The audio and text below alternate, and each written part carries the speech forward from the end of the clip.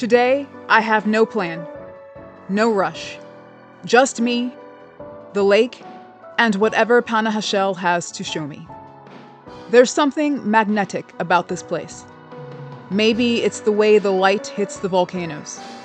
Maybe it's the scent of tortillas mingling with lake and mountain air. Maybe it's the feeling you get the moment your feet hit the dock. Panajachel has a way of drawing you in, even when you think you've already seen it all. I thought I had. I was very wrong.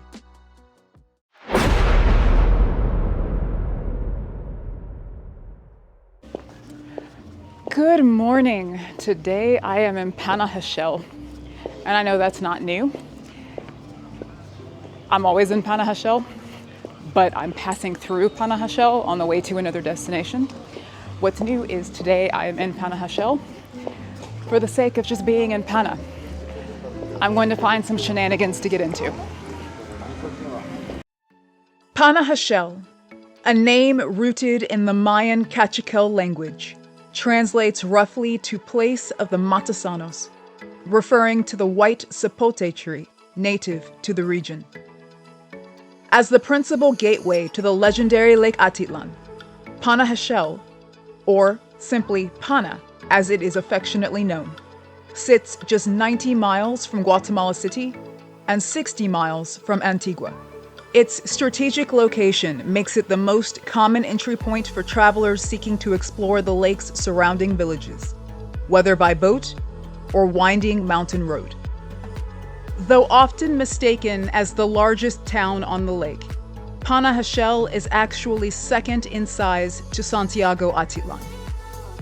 What sets Pana apart, however, is not its size, but its vibrant energy and modern amenities. Of all the lakeside communities, it is by far the most developed, offering an array of hotels, restaurants, bars, and shops, catering to both international visitors and local residents. While ATM access can be unreliable elsewhere on the lake, Panajachel offers some of the most dependable banking facilities in the region.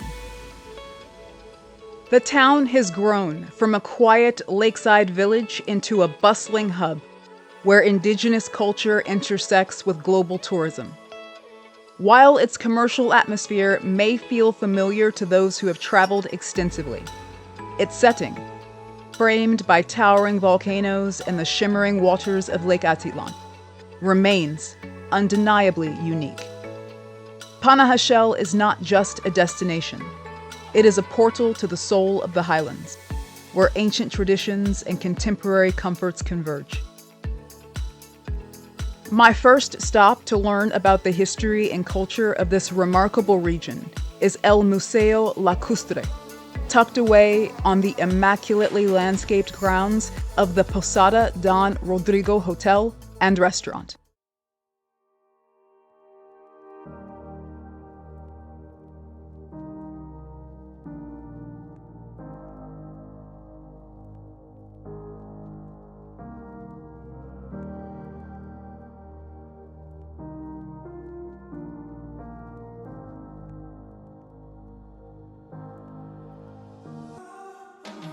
El Museo Lacustre offers a captivating introduction to the rich cultural and geological history of the Lake Atitlán region. With a modest entrance fee of 35 quetzales, this museum is a must-visit for anyone seeking to understand the ancient roots and natural forces that shaped this breathtaking landscape.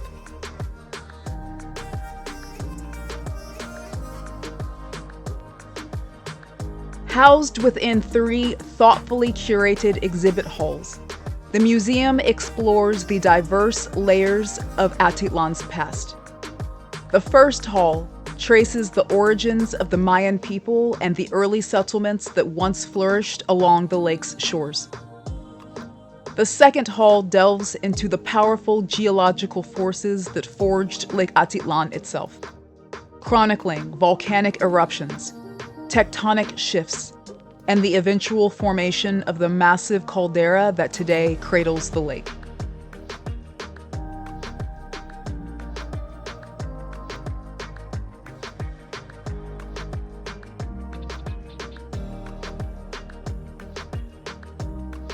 The third hall showcases an impressive collection of Mayan artifacts, spanning from the pre-classic to the classic period, offering a tangible connection to the civilizations that once thrived here.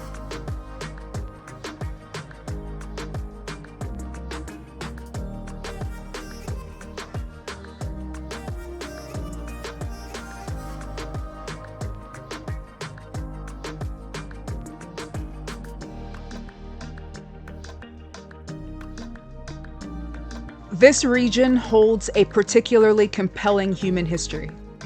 As one of the few areas around the lake with expanses of flat land, it became a natural settlement site thousands of years ago.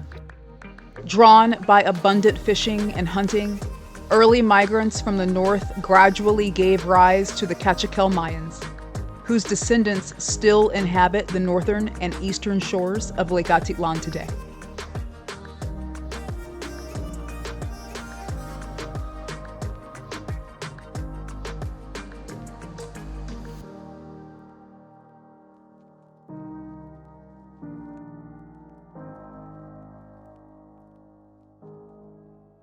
Lacustre translates to under the lake. Fittingly, beneath the main gallery lies the museum's most evocative exhibit, where you must remove your shoes and filming is not allowed. Near Cerro de Oro, the mountain that resembles an elephant, submerged beneath the waters of Lake Atitlán, lies Samabash, an ancient Mayan ceremonial center. The museum offers an immersive journey into its story.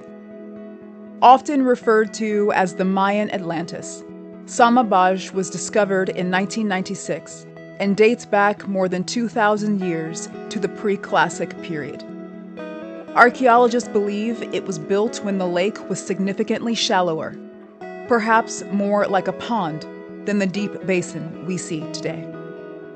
The site's ruins, scattered across the lake bed at depths nearing 100 feet and covering roughly 4,500 square feet, remain a haunting reminder of how time, nature, and water can reshape the world. Even today, the lake continues to rise. Stone docks and staircases that were accessible just a few years ago now lie underwater.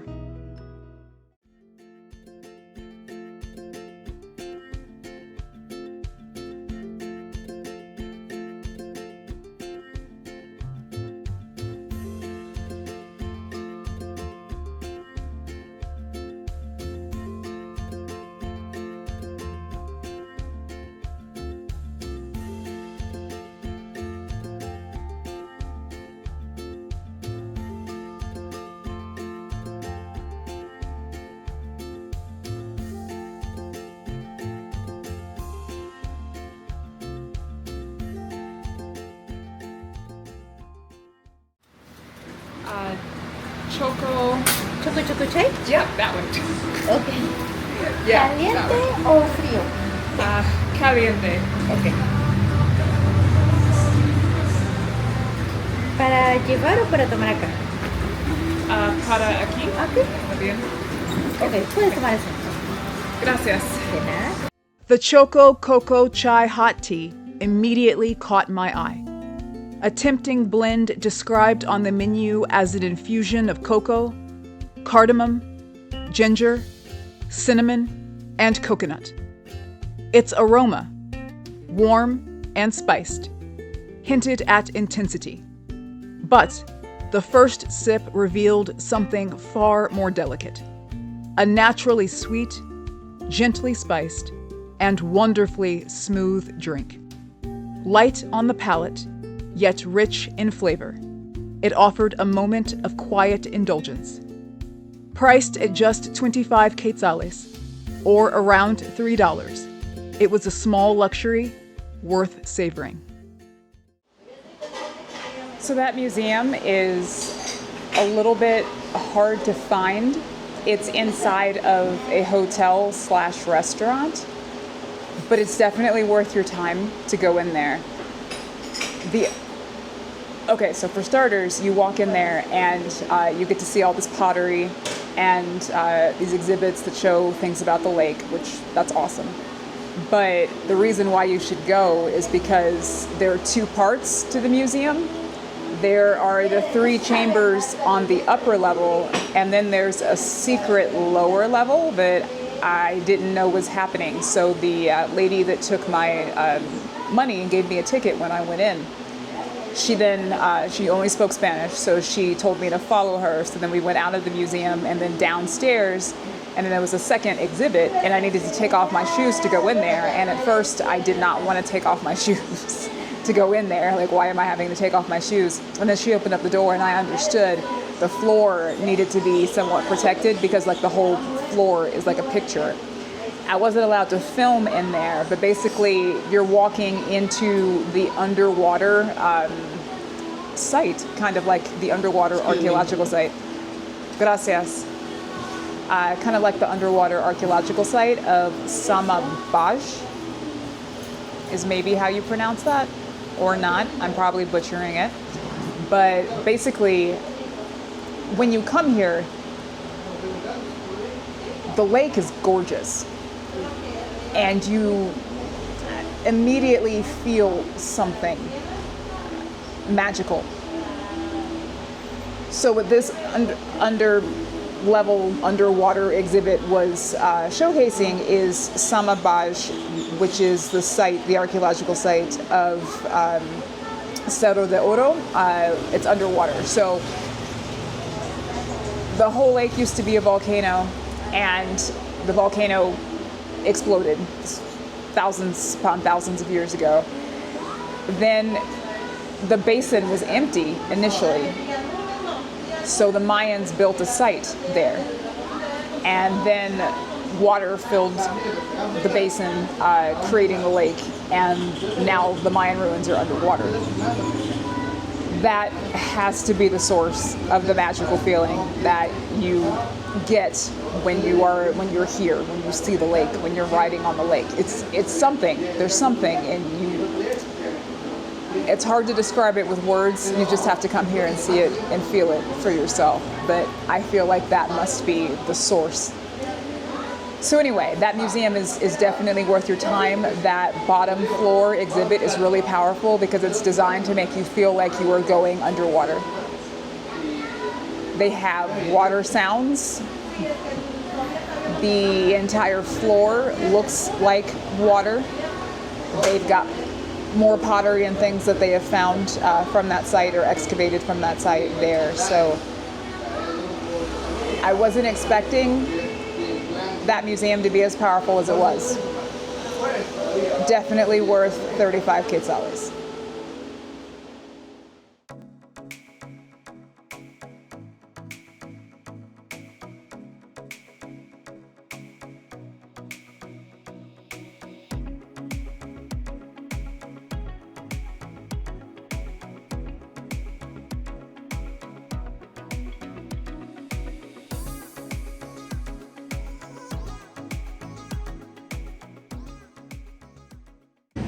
The Church of St. Francis of Assisi was built in the 16th century, and that's the time of the Spanish conquest, which makes it one of the oldest churches on the lake.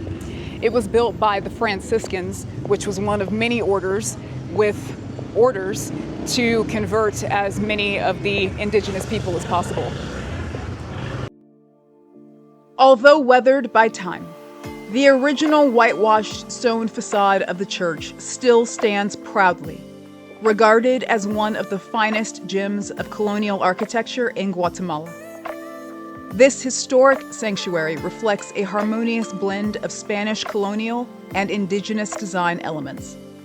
Its facade, both thick and austere, is crafted from white stucco and stone, subtly accented with red brick and crowned with a modest iron cross. A simple belfry rises above, housing 2 bells, evocative of the church in San Juan La Laguna, flanked by delicate carvings of saints and religious figures. Stepping inside, The church maintains the same serene, whitewashed aesthetic. The floor, lined with warm, reddish-brown tile, mirrors the color of the sturdy wooden pews that face the altar. Overhead, long swaths of white fabric drape gracefully from the ceiling, softening the light cast by hanging chandeliers.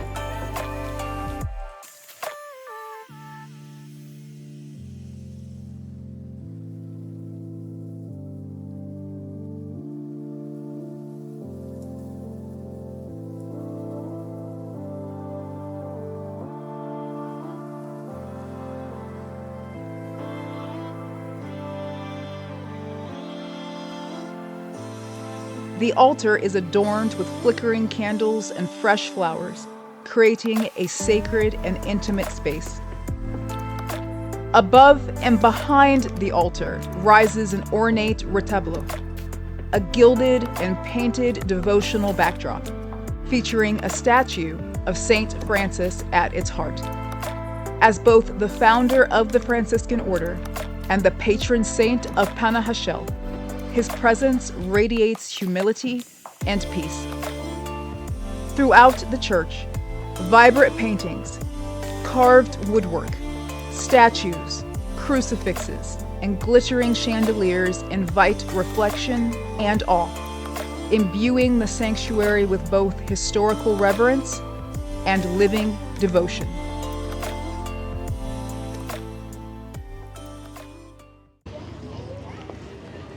This church has withstood centuries of earthquakes due to Guatemala being on the Ring of Fire. There are a lot of parts of it are new, but there are also a lot of the original that remain. Anything that's been here for this long and withstood that much isn't going anywhere anytime soon.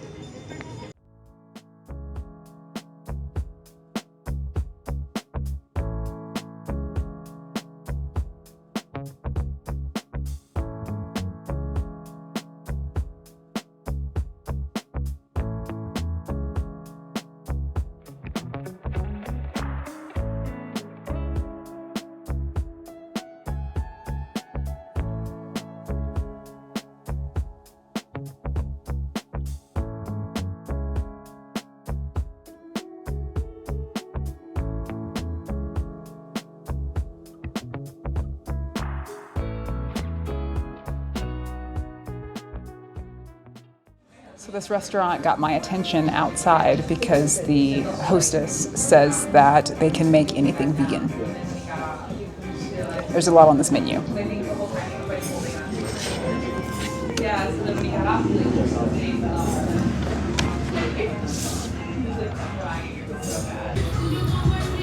Okay. For the Subin Ink Fusion, no salad. No salad? No. Okay. No me gusta ensalada. And the hibiscus cocktail. All right. Okay. Of course. Gracias.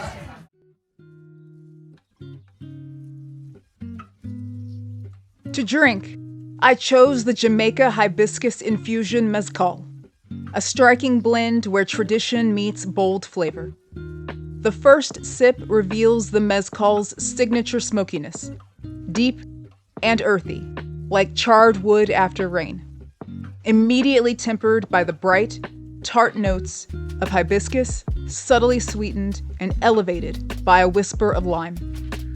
Hints of cardamom and orange liqueur lend a warm, spiced citrus complexity that lingers at the edges. Altogether, it's a beautifully layered drink, delicate yet assertive, with a surprising strength that quietly settles in after the last sip.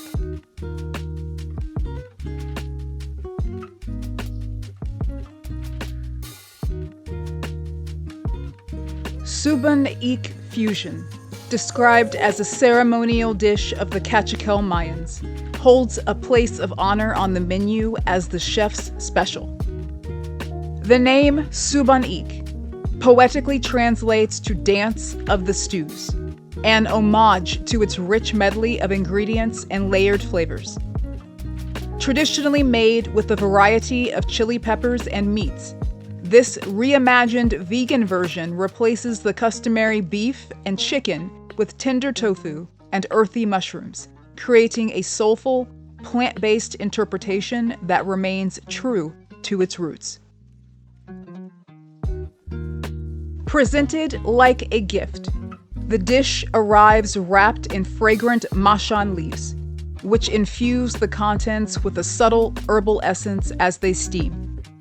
The stew itself is deep and complex, its base rich with the smoky warmth of dried chilies, balanced by the umami depth of the mushrooms and the soft, creamy texture of tofu that absorbs every note of the sauce.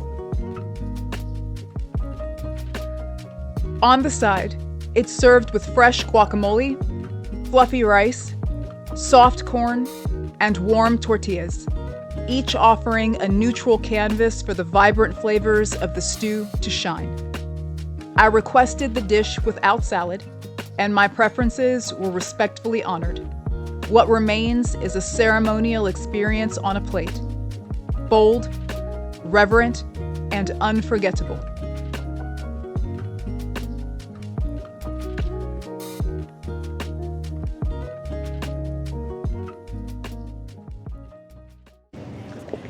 So I am genuinely kind of shocked that Panajachel does not have any vegan restaurants, but that one was as good as it gets. I am fueled up and ready to do some shopping now. I've been walking up and down this street all day, and it's high time I identify it. Calle Santander is the bustling heart of Panajachel, a vibrant thoroughfare that pulses with life from the lakeside boat docks to the town's central crossroads. This main commercial street is a colorful tapestry of sights, sounds, and scents, lined with an ever-changing mix of artisan stalls, souvenir shops, cozy cafes, lively restaurants, and street vendors offering everything from handmade textiles to tropical fruit. As you stroll along its length, the air carries the mingled aromas of grilled street food, fresh ground coffee from local highland plantations, and incense drifting from tucked-away craft stores. The street offers a feast for the senses and a snapshot of Panajachel's unique spirit. Here, traditional Mayan culture meets global influences. Hand-woven huipiles hang next to bohemian jewelry, and local tamales are served just steps away from wood-fired pizzas or falafel wraps. Calle Santander is more than just a place to shop. It's a social artery where locals, travelers, artists, and families converge.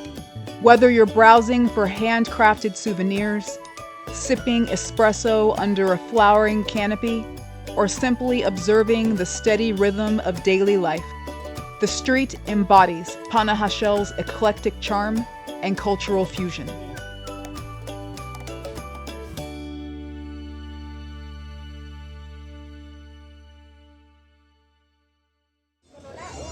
So this is how this works.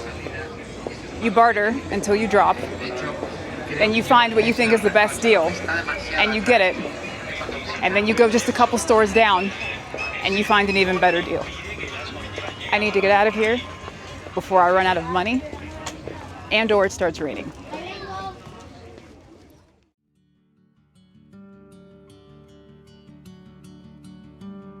As you explore the lively streets of Panajachel, take time to stroll along the town's malecón, a scenic promenade that hugs the edge of Lake Atitlán.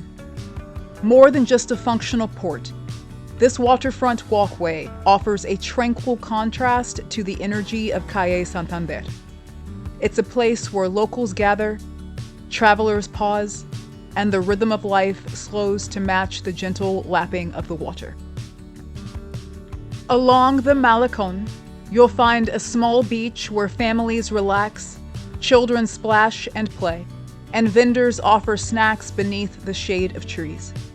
The atmosphere is relaxed and inviting, with benches to sit and take in the breathtaking views of the lake and its surrounding volcanoes. Don't miss the chance to capture a memory at the colorful I Love Pana installation, a favorite photo spot for visitors and locals. Whether you're watching boats come and go, savoring a lakeside breeze, or simply taking in the beauty of the highland horizon, the malecón is where Panajachel reveals its quieter, more reflective soul.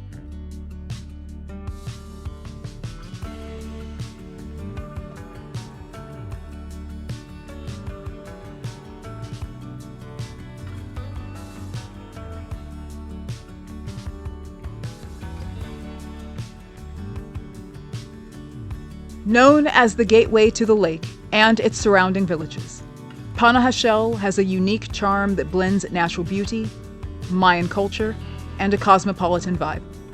It is more than just a place to travel through. It's an excellent destination to explore and relax while taking in one of Guatemala's most breathtaking natural settings. Stay curious, be inspired, find freedom, wander elsewhere. I'll see you in the next one.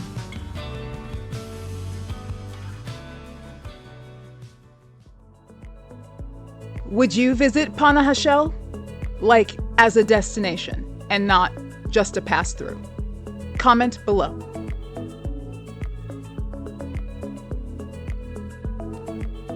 Thank you for tuning in. If you liked this video, don't forget to like, share, and subscribe for more. Let me hear your thoughts. Feel free to respond to the prompt or drop a comment below.